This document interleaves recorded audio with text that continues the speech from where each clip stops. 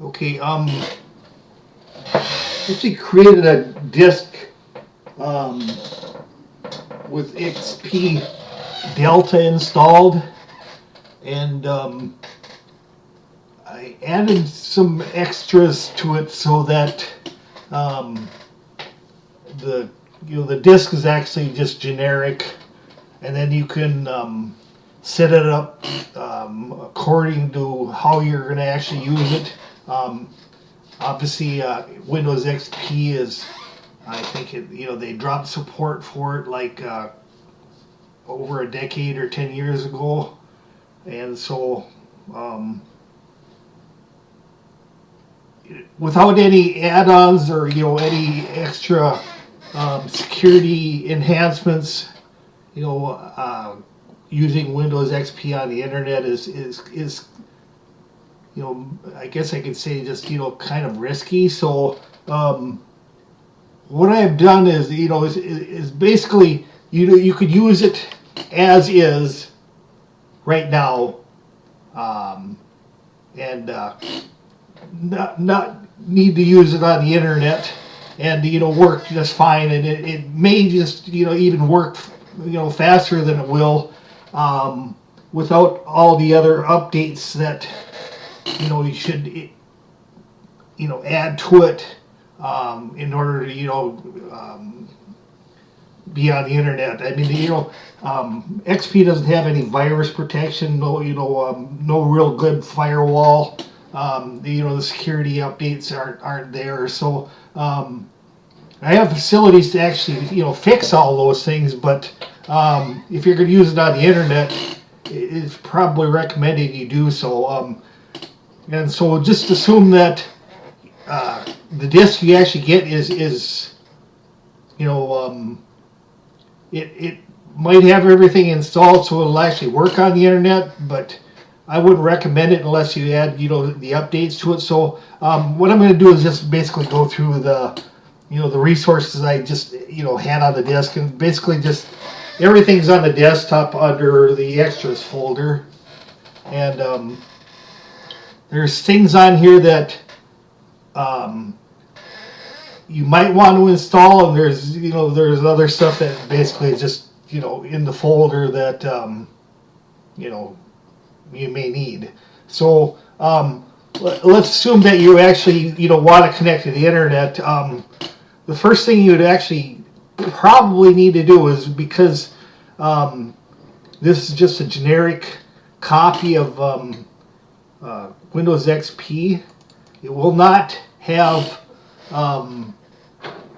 all the drivers installed, in order for the Ethernet or the wireless card that's on your desktop or laptop to work properly.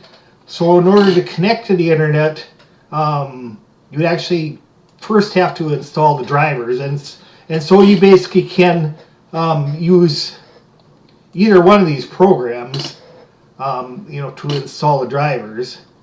And so you just load them, and basically they scan the system and check and see what updates need to be done. And if you decide you want to do them, you just basically just click on install, and it'll actually add all the updates.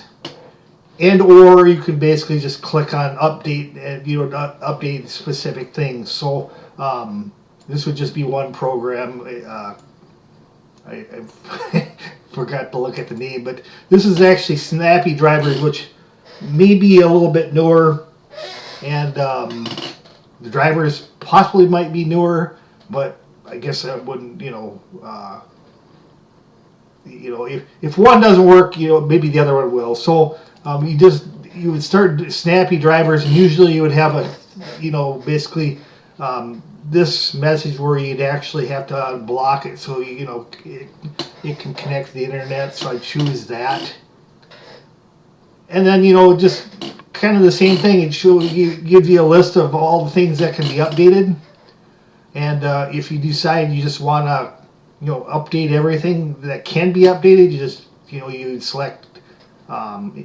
select all, and then you just basically click on install, and whatever number it shows for the drivers that needed to be updated. So in theory, after you got done doing that, install the updated drivers, the system should then be connected to the internet.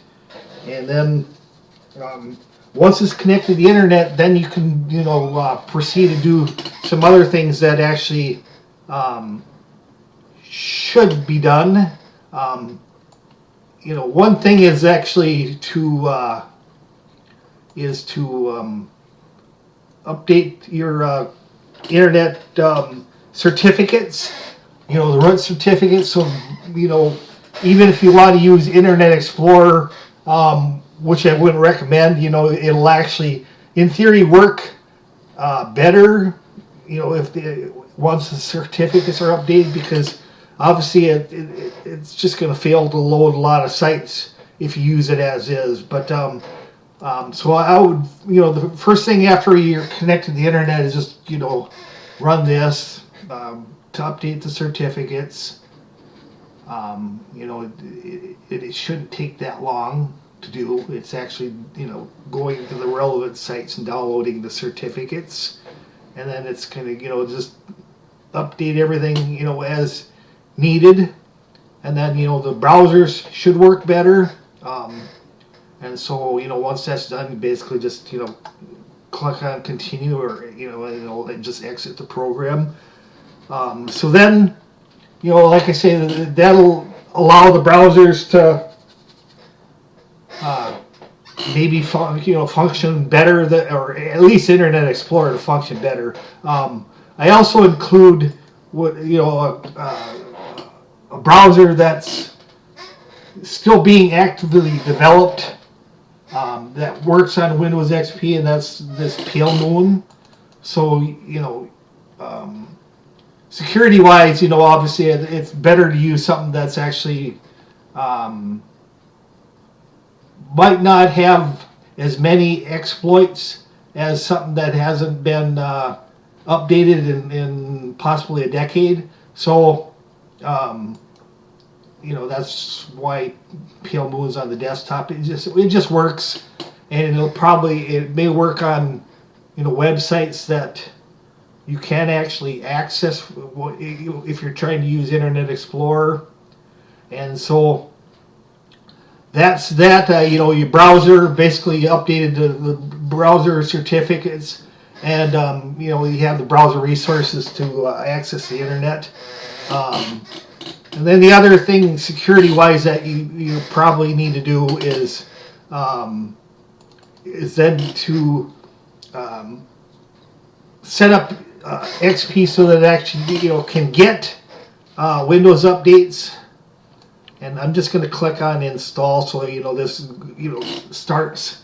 But actually, what this does is it sets up so that you can get security and other updates from another source besides Microsoft, because obviously Microsoft doesn't provide too many of them. I mean, if you do an update using Windows Update, you might get a few things, but just very few, and those are only the updates that were available when they discontinued support for XP. So by updating it to use the legacy updater, basically it should be able to get updates that are more recent and allow your Windows XP to be just that much more secure, because if vulnerabilities are never patched, or software is never updated, those vulnerabilities always exist. And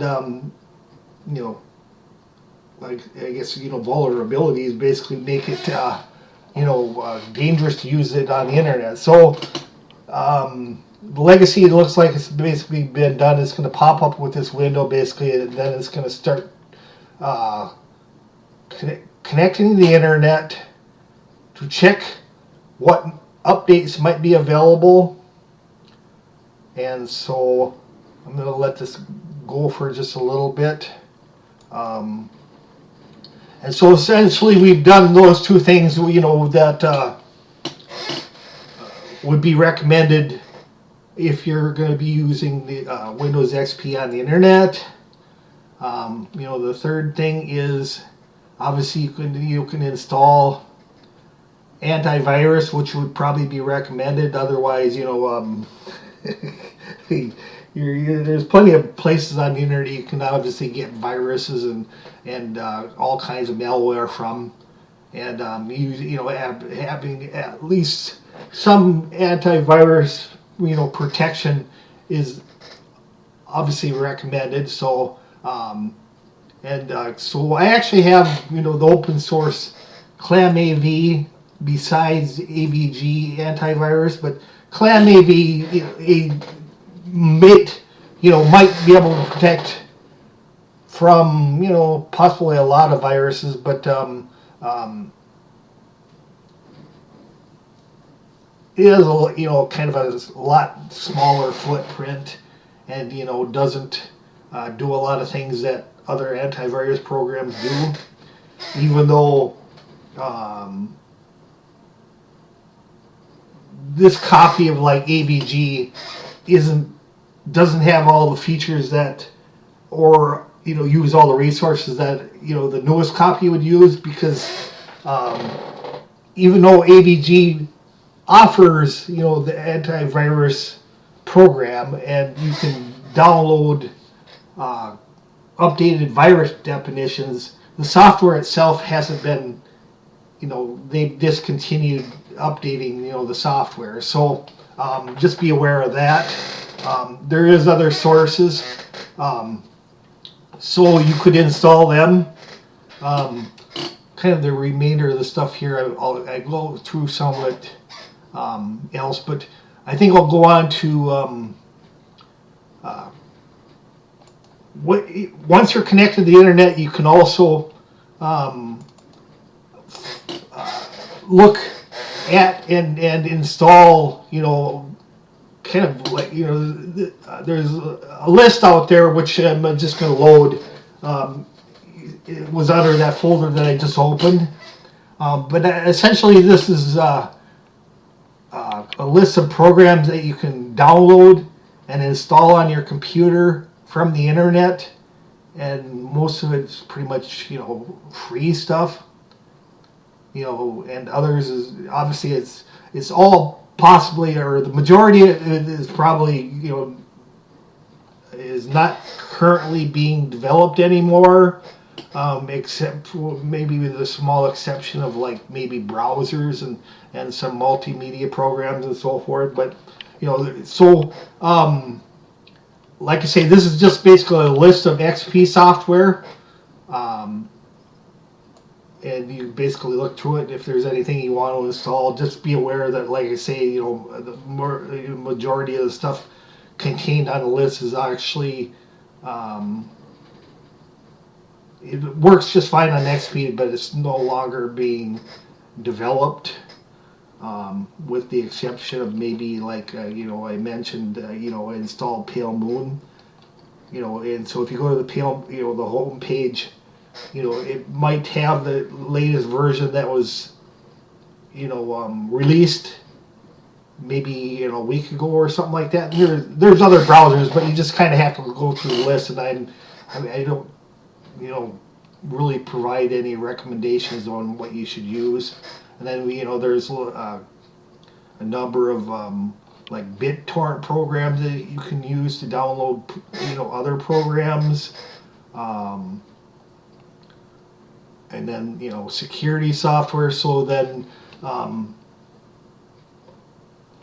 I could add this, and maybe I will add this Komodo firewall to the list of things that you can actually install directly from the extra folder on the desktop. But it's not going to show in this video because obviously I haven't decided if I'm just going to include that in the extras yet. But then there's also other antivirus programs like Malwarebytes, Panda free antivirus, and then spyware or Spybot search and destroy is actually something that actually will search uh, the entire hard drive on a computer for anything that is seen as spyware, and then they ask you if you want to remove it. So obviously, if you have any Windows computer, it may have a lot of spyware on it, and basically it's doing a lot of nefarious things, and sending information to remote entities on what you're doing, tracking information, personal information, so forth and so on. But just be aware that spyware is just basically a product of Windows, and it only exists in Windows. So you only need something to remove spyware if you're using Windows. And I suppose I'd recommend it, but to use like spyware, spybot search and destroy. But just be aware that it's probably something that if you run it and you have a lot of stuff on your hard drive, it's going to take some time to actually scan the full contents of the hard drive, and provide any recommendations on what you may want to remove. So it might just be something that you want to do or let run overnight or something like that. But anyway, going on from there, there's a Office and Productivity program. So I also don't include any kind of PDF reader on the system, but you may come across a lot of sites that offer PDF files, and so if it doesn't load them directly in the browser, you'd need to have some add-on to actually read them. And obviously Acrobat Reader, Adobe Acrobat Reader is one of them, and there's the other one is actually Symmetra PDF reader, which is just an open source reader that can also load them. There's other stuff in here, other PDF readers, but I don't know what they are from the list, because I probably have never used them. And then going on, basically we have video, audio, and imaging software. A lot of interesting programs. Like I say, they might not be the newest version available, because they quit development for Windows XP, but they're all still usable and functional and usable. And so you can just decide what you want to possibly download or not. And then basically there's a lot of utilities too for Windows XP. One of them they may want to install is like either a copy of 7-zip, or I include in the extras folder a copy of PZip. And that is because there's a lot of file compression formats that Windows will not know what they are or understand, especially Windows XP. So without having 7-zip or PZip on the computer, or WinZip or whatever, Windows just doesn't know what they are.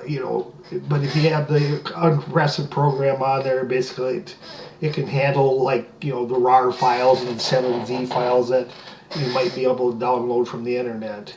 So like I say, it's not installed on the system by default, because you wouldn't need it unless you're downloading stuff from the internet that might be in some kind of format that Windows doesn't know what it is. So then just basically going on, the utilities you can just look through here. I don't know if I can, I know a lot of these are, but I guess I, just mentioned, I also included, a copy of WinCDMU to actually mount ISO files that you can possibly download from the internet.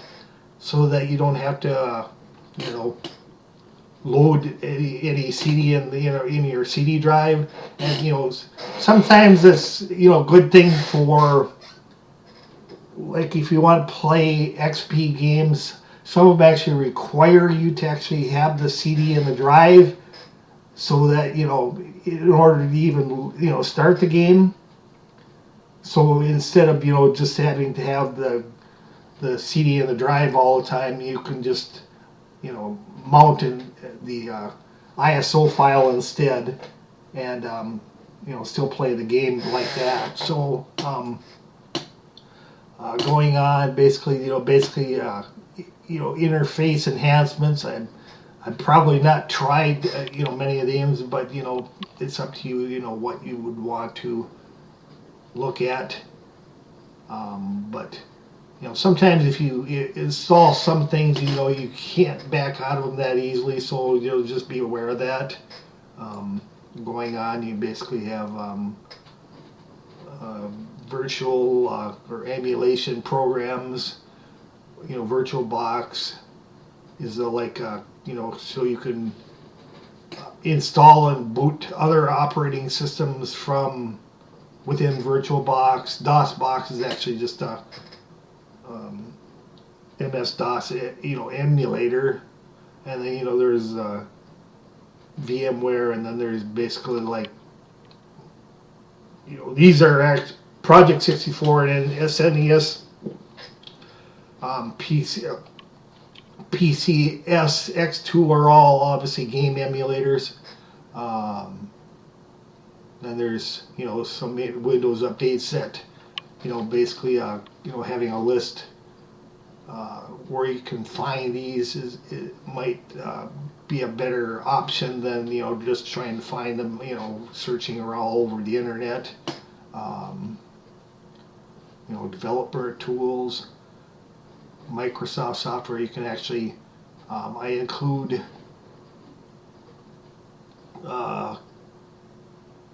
well, actually, I guess these are, I include an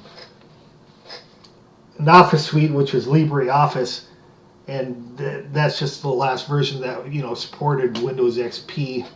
But then obviously these are also resources to download copies of Microsoft Office and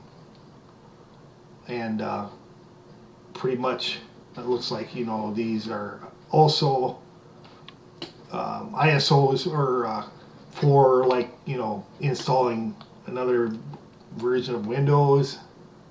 And then there's games. Pretty much I think they're mostly open source games that you can download and play for free. And there's just basically links to extra resources. But like I say, that basically this is all contingent on being connected to the internet. So I actually have Legacy Updater installed, and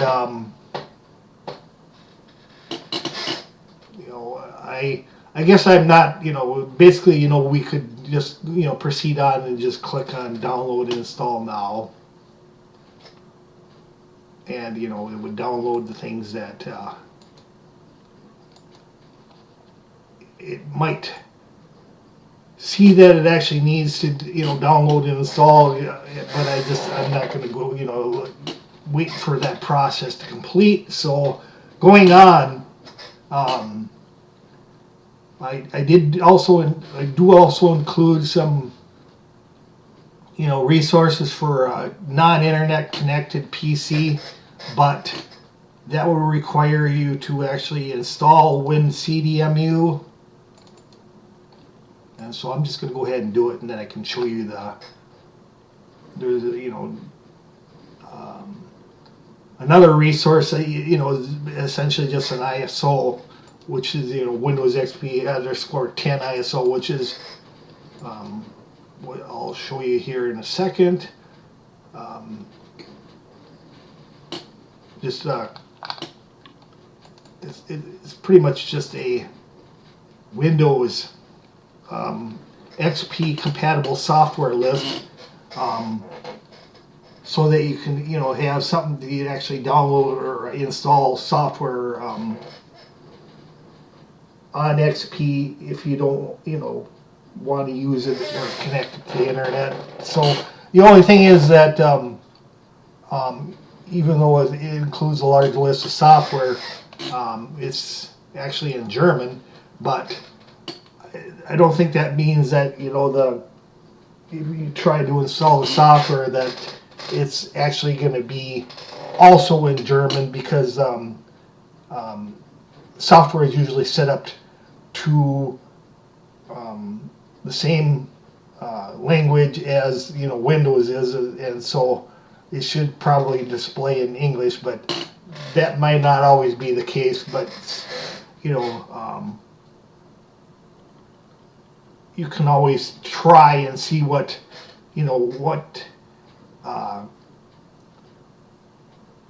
the software language is after it's installed, but I just can't tell you that everything is just going to display in English.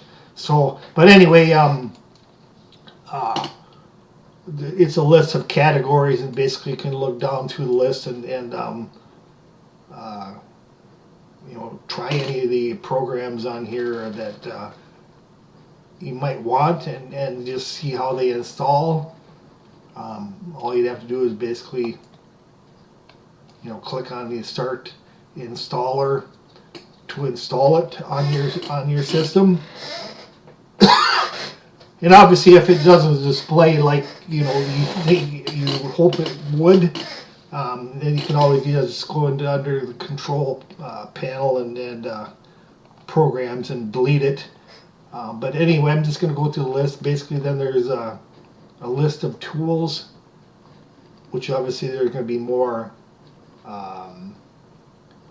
tools for Windows than anything else. So I think there might also be programs that are unique in this list that you won't find to be able to download on the internet. So, but I suppose if you are internet connected, I would probably recommend you just download the ones from the internet rather than using this program, because if they don't display in English, then you'd have to just replace them anyway. So, but anyway, I guess basically just an extensive list of programs that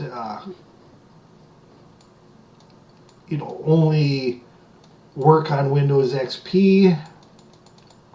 I'm not going to make any recommendations on anything to actually install, but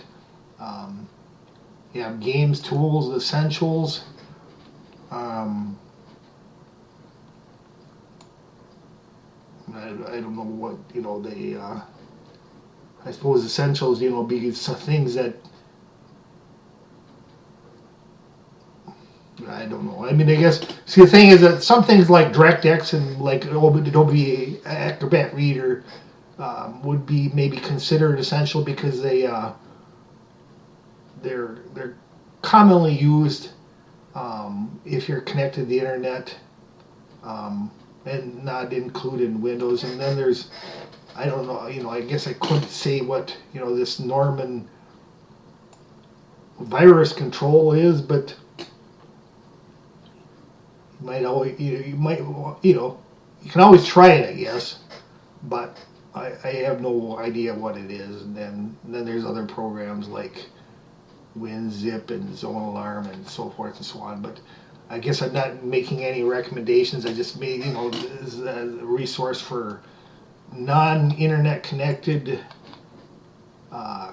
computers. And after you went through everything and installed everything that you need, you don't need to even keep the extras folder on your computer, so you can just throw it in the trash and just delete it. But the only thing I might think you might want to keep after you installed and evaluated everything else is maybe just keep the Windows XP software URL. You could just copy this to the desktop, and then you would, or copy it somewhere, maybe even into your documents, and then you'd actually have it if you were looking for some other software that does a specific task that you don't have on the computer. So anyway, basically, like I said, this is just a video using Windows XP Delta. I do believe that it also contains, I updated some of the screensavers, so it has additional screensavers that weren't on there originally. So, some of our basically, I can't remember the names now that I'm supposed to, but there's 3D, basically 3D, screensavers that don't come with Windows XP and aren't part of Windows XP Delta. Like Euphoria and there's Fireflies, which are kind of nice and not really that complex, but probably better than a lot of the the screensavers that are offered by Microsoft. But there looks like there's quite a few screensavers to begin with, so you can just try what you want, and just use what you want, and I won't say any more about that, but and then hopefully you just basically, if you got a hard disk with Windows XP Delta on it, hopefully you should be able to just put it into the desktop or laptop, connect the proper cables, make sure that the SATA drive is the first device to boot, if you want to make sure that that's the the system that it always loads when you start your computer, and then you basically just can boot up the system, and then just go through the whole process of setting it up the way you want it, and should be ready to go. The nice thing is that obviously anybody can usually install like Windows 10 or Windows 11 on an older computer, but you soon realize that Windows 10 and Windows 11 really are, I guess you could say they're pigs. They basically use a lot of have a lot more resources that they use, basically are a lot more resource intensive, and so things just run really, really slow. And so Windows XP is actually a better bet for an older computer, just because it takes less resources, and so it'll actually run a lot faster. So that's all I can say. I guess I just end this video now and say thanks for tuning in and watching it, and hopefully I'll see you at the next one.